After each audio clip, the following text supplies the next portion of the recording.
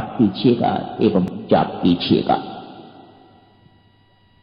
जापी भक्तजनों, स्वामी जी महाराज ने बाहर सड़क पर घूमते हुए यहां चक्कर लगाने वाला जाप नहीं रखा।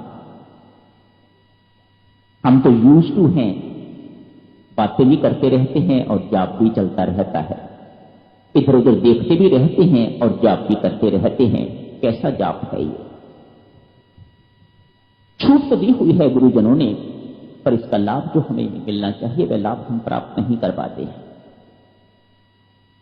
इस साधना सत्संग में जाप यहां बैठ के करने को उन्होंने कहा है। मानो आंख बंद करके जाप कीजिएगा एवं कान भी अपने बंद करके तो जाप कीजिएगा। करके देखना भक्तजनों एक बार कैसा लगता है।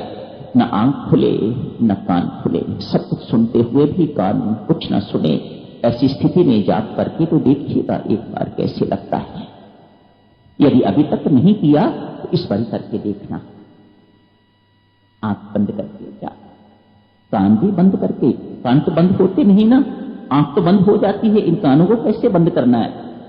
अभ्यास कीजिएगा, कुछ भी सुनाई नहीं देता। मन जाप में होगा तो कान कुछ नहीं सुन सकेंगे। मन जिस इंद्री के साथ होता है वही इंद्री सक्रिय होती है। यदि मन किसी और जगह पर लगा हुआ है तो वह इंद्री सक्रिय नहीं होगी। आप मन जाप पे लगा के रखेंगे तो जो कुछ बाहर हो रहा है, इधर हो रहा है, वह आपको सुनाई नहीं देगा। आंख तो बंद होती थी आपकी। इस बारी आंख बंद करके एवं कान बंद करके तो जाप कीजिए। भोजन संबंधी भी थोड़ी परिवर्तन है, कृपया वह भी ध्यान से सुने। जैसे पिछले सत्संगों में आपको महिलाओं को सब्जी काटनी पड़ती थी, चपाती बनानी पड़ती थी, जैसे रामायण जी का पाठ समाप्त होता था 11 बजे, न सब्जी काटने की आवश्यकता है, न चपाती बनाने की आवश्यकता है, न सलाद काटने की आवश्यकता है, न आटा गूंदने की आवश्यकता है। एक ही आवश्यकता है, वह जाप करने की। सब कुछ आपको किया किराया मिलेगा। परोसने के लिए भी सभी मिलकर जैसे यहां बैठा करते थे वैसे नहीं बैठेंगे। जैसे चाय लेते थे, दलिया लेते थे खड़े होके, इसी प्रकार से दोपहर का भोजन भी मिलेगा, इसी प्रकार से रात्रि का भोजन भी मिलेगा। अभी गुरदासपुर से साधक आए हुए हैं, उन्होंने देखा है, ऐसा इन्होंने किया है। पिछले श्राद्धि सत्संग में आप सबने जो सम्मिलित थे उन्होंने भी ऐसा किया है, इस सत्संग में भी ऐसा ही होगा। पहली मंजिल वाली महिलाएं और दूसरी मंजिल वाली महिलाएं, उनको चाय से लेकर रात्रि के भोजन तक सब कुछ पहली मंजिल पर ही मिलेगा और उनको महिलाएं बांटेंगी। परोसने वाली भी महिलाएं होंगी, ड्यूटी लगा दी जाएंगी। पंक्तियां बना लीजिएगा, एक एक करके चाय लें, तत्काल अपने बिस्तर पर जाके बैठें और चाय पीना आरंभ कर दें। नाश्ता लें, दोपहर का भोजन लें, रात्रि का भोजन लें, तत्काल अपने बिस्तर पर जाके बैठें। श्री रामचरणम की किसी जगह पर नहीं बैठना, परमात्मा की किसी चीज को खराब करने का हमें अधिकार नहीं है। अपने बिस्तर पर बैठिएगा। थाली अपने आगे रखी है, अन्न पते करिएगा। अन्न पते करके अपना भोजन आरंभ कीजिएगा। किसी की प्रतीक्षा करने की आपको आवश्यकता नहीं कि कमरे के और लोग अभी आए हैं कि नहीं आए हैं। आप अपना भोजन आरंभ कीजिएगा। जैसे ही समाप्त हो परमेश्वर का धन्यवाद कीजिएगा, उठ जाइए। उठ के अपने बर्तन इत्यादि साफ कीजिएगा, कुल्ला इत्यादि करके तो जाप करना आरंभ कर दीजिएगा। नीचे पुरुषों को और जो महिलाएं नीचे होंगी उनको भोजन परोसना जो है वह पुरुषों द्वारा ही होगा। वह भी बिल्कुल इसी प्रकार से करें। अपने बिस्तर पर बैठ के भोजन चाय इत्यादि लीजिएगा। जो साधक गंगा निवास में ठहरे हुए हैं उनसे निवेदन है, यदि वो नैपकिन इत्यादि नहीं लाए हुए खाना इत्यादि ढकने के लिए, तो वे यहीं पर पुरुषों के 3 कमरे हैं, नीचे कहीं पर बैठ के तो भोजन कर ले। या यदि वो चाहें तो उनके लिए यहां बरामदे में कोई दरी इत्यादि भी बिछाई जा सकती है, पर एक शर्त पर। थाली रखने के लिए उन्हें अपना नैपकिन लाना पड़ेगा। छोटा तौलिया हो या नैपकिन हो वह रखिएगा, श्री रामचरणम की दरियों पर नहीं। सीखने वाली बातें हैं भक्तजनों, इसमें कुछ नहीं होता। बस सोचिएगा इससे क्या होता है, पांव भी तो हम रखते ही हैं। ठीक बात है, मैं मानता हूं, मैं तो कहता हूं परमात्मा की हर चीज पर पांव भी जो है वह फूंक फूंक के रखनी चाहिए। हमें अधिकार ही नहीं है परमात्मा की चीजों को बर्बाद करने का। ये परमात्मा का घर है, सब चीजें यहां परमात्मा की हैं। आप अपना नैपकिन लेके आइएगा तो बरामदे में आपके लिए दरी बिछा दी जाएगी, वहीं बैठ के आप भोजन करके तो गंगा निवास जा सकते हैं। आपकी अपनी इच्छा पर निर्भर होता है। बंदरों से भी बचाव रहेगा और धूल इत्यादि भी आपके भोजन पर नहीं पड़ेगी। जो साधक गंगा निवास में ठहरे हुए हैं उनके लिए ये इस प्रकार का निवेदन है। सब साधक बहुत अनुशासन में रहेंगे। आपके कमरों में साधना सत्संग संबंधी नियम लिख के लगा दिए गए हुए हैं, आप उनको पढ़ लीजिएगा। हर कक्ष में बहुत नए साधक भी हैं, हर कक्ष में किसी एक की ड्यूटी लगाई जा सकती है। महिलाओं के कक्षों में भी और पुरुषों के कक्षों में भी वह नियम पढ़ के सुना सकते हैं, ताकि कोई ये ना कहे कि हमें पता ही नहीं था। इस प्रकार के नियम हैं, पढ़ के उल्लंघन नहीं करना। एक विशेष प्रार्थना करता हूं देवियों सज्जनों आप सबसे। स्वामी जी महाराज ने मौन को रखा है इस सत्संग में 1.5 घंटे का, 1 बजे से लेकर 2:30 बजे तक। मेरा निजी निवेदन है, आप सबके श्री चरणों पर मस्तक रख के तो मैं निवेदन करता हूं। कुछ पाके जाना चाहते हो, कुछ बन के जाना चाहते हो तो मात्र 1.5 घंटे का मौन नहीं, अभी से मौन धारण कर लीजिएगा और जब तक समाप्ति नहीं होती तब तक मौन रखिएगा, जाप करिएगा। ऐसा नहीं मैं कह रहा कि बिल्कुल बोलना नहीं है, आपको अनावश्यक नहीं बोलना, इतना ऊंचा नहीं बोलना कि साथ कमरे वालों को जो है उनकी आवाज पहुंचे। कईयों का स्वभाव होता है ऊंचा बोलने का, उनसे निवेदन है धीमे बोले, अनावश्यक नहीं बोलना, बोलना है ही नहीं। मैं कहता हूं राम से बढ़ के बोलना और क्या है, इससे बेहतर बोलना और क्या है। यदि यहां जो अवसर मिला हुआ है, यहां रह के भी आदमी इस अवसर का लाभ नहीं लेता तो फिर बदकिस्मती ही कही जाएगी ना। क्यों इधर उधर की बातों में समय व्यर्थ जो है गवाया जाए। अभी से साधना में है, हम हर नियम का पालन करना है जो स्वामी जी महाराज ने बनाया है।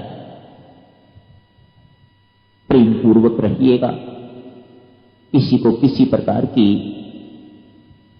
हमसे कोई तकलीफ ना हो, किसी को किसी चीज की आवश्यकता हो, यहां के प्रबंधक हैं उनसे मिलिए, उनसे निवेदन करिएगा, वह आपको मंगवा देंगे, वह आपकी हर समस्या का समाधान करें। जो भी आपकी तकलीफ है किसी प्रकार की, कई प्रकार की होती है, डॉक्टर भी आए हुए हैं, परमेश्वर करेंगे किसी को ऐसी आवश्यकता ना पड़े। पर यदि किसी को शरीर में दर्द हो जाती है, कोई पीड़ा इत्यादि कुछ इस प्रकार की है, तो वह उनसे भी संपर्क कर सकते हैं कुछ लेने के लिए। नहीं तो भक्तजनों जाप कीजिएगा, मजे से बैठिएगा, जहां भी आपको आराम से बैठने के लिए असुविधा ना हो किसी प्रकार की, जहां भी आप बैठ के मजे से बैठ के रामायण जी का पाठ कीजिएगा, जाप कीजिएगा। दिखावा नहीं करना, छोड़िएगा इस आदत को भी। लुक छुप के परमात्मा को दिखाओ। इंसान को व्यक्ति दिखाता है तो उसे दिखावा कहा जाता है, और परमात्मा को दिखा के देख तेरे नाम का आराधन कर रहा हूं, तू देख रहा है कि नहीं देख रहा है। उसके पीछे पीछे घूम के, इंसान के पीछे घूमने से कुछ नहीं बनता, परमात्मा के पीछे घूमिएगा। देख तेरा नाम जप रहा हूं, तेरा नाम मैं जप रही हूं, तू देख रहा है कि नहीं देख रहा, इतना जाप मैंने कर लिया है तेरे लिए। ये दिखावा नहीं माना जाता, ये तो भीतर की बात है। इंसान को आदमी दिखाता है तो उसे दिखावा कहा जाता है, प्रदर्शन कहा जाता है, और परमेश्वर को दिखा के जब किया जाता है तो उसे भक्ति कहा जाता है। ये सब चीजें ना हो तो ठीक है। तो अभी से साथ साधना का शुभारंभ है। गुरुजनों से आशीर्वाद लेते हैं, परमेश्वर से आशीर्वाद लेते हैं। परमात्मा हर कार्य के शुभारंभ में आपसे मंगल आशीष देते हैं। ये तो वह कार्य है जिसके लिए आपने स्वयं बुलाया है। हमने नाम भेजा था, आपने स्वीकार कर लिया है। अब जिस काम के लिए परमात्मा बुलाया है वह काम करवा हमारे से। हमारे वश की बात होती, आप तो भली भांति जानते हो, तो हम घर बैठे भी ये सब कुछ कर सकते थे। स्पष्ट है, आपके श्री चरणों का आश्रय दिए बिना ये नहीं सिलसिला हो सकता। इसीलिए तो आपके श्री चरणों में बुलाया है महाराज धीराज, वरना ये सब कुछ घर में भी हो सकता था। रामायण पढ़ रहे हैं लोग अपने घर में, आज से नवरात्र आरंभ है, उससे पहले भी पढ़ रहे हैं, अभी भी पढ़ रहे हैं। फिर यहां विशेष हमें क्यों बुलाया गया है, क्यों हमारे पैसे खर्च करवाए गए हैं, क्यों हमें दलिया खिलाया जाएगा यहाँ पर? घर तो बहुत अच्छा कुछ खाने को मिलता है। तो स्पष्ट है कोई कारण अवश्य होगा, और जो भी कारण है साधक जन उसका लाभ लीजिएगा। अपने लिए एक प्रार्थना करूं, आप सब मेरे से बात करना चाहते हैं, मैं स्वीकार करता। ये आपका स्नेह है, आप अधिकार भी मानते हो, पर कभी ऐसा भी तो सोचना चाहिए। 250 पौने 300 लोग हैं, पहले दिन आने पर ही सब बात करना चाहेंगे तो मेरी क्या दुर्गति होगी। ऐसा सोचने वाला साधक बहुत कम है कोई। प्रार्थना है आप सबकी सेवा में, भेद की बात कहता हूं मेरी माताओं सज्जनों, यदि आपको स्वीकार हो, मैं तो कह ही सकता हूं, स्वीकार करना ना स्वीकार करना ये आपके अधीन है। मुझे उससे जैसा आप चलाओगे मैं तो वैसा ही चलूंगा, जैसा मुझे गुरुजन चलाएंगे मुझे तो वैसा ही चलना है। और आप सबके हित की बात कहता हूं, और अपना हित तो हर एक को सोचना चाहिए। बुद्धिमता तो इसी में ही है कि व्यक्ति अपना हित सोचे, दूसरे का हित तो बाद में आता है, पहले अपना हित तो सोचे। आपका हित साधक जनों इसी में है कि मुझे जाप करने दें। मैं आपको बहुत भेद की बात कह रहा हूं, आप इसे स्वीकार करें, अस्वीकार करें, दुत्कारें, ठुकराएं, ये आपकी इच्छा पर निर्भर करता है। पर मैं ठोक बजा के कहता हूं, जितने भी आप साधक यहां बैठे हुए हैं या जो नहीं भी आए, उन सब का हित इसी में है कि मुझे जाप करने दें। बहुबार प्रणाम अर्ज करता हूं पुनः आप सबकी सेवा में। चलिए भक्तजनों, लो मेरे गुरुजनों से आशीर्वाद, उनकी कृपा की भीख मांगो और डट जाओ साधना में। मेरे राम की कृपा, मेरे गुरुजनों की कृपा आप सब पर बनी रहे, हम सब पर बनी रहे। मत देखो राम हम कितने अयोग्य हैं, आप अपना स्वभाव देखो, आप कृपा के अतिरिक्त और कुछ नहीं देना जानते।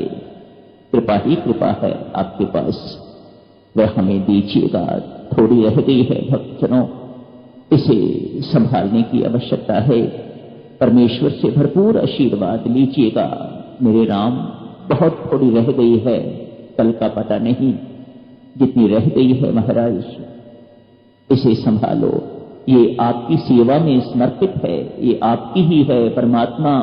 हम तो उजड़ चुके हुए हैं, लुट चुके हुए हैं, बहुत व्यतीत हो गई हमारी, कुछ कमाई नहीं, कुछ पल्ले नहीं है हमारे। अब जो रही है बाकी उसे संभालो प्रभु, वह आपके श्री चरणों में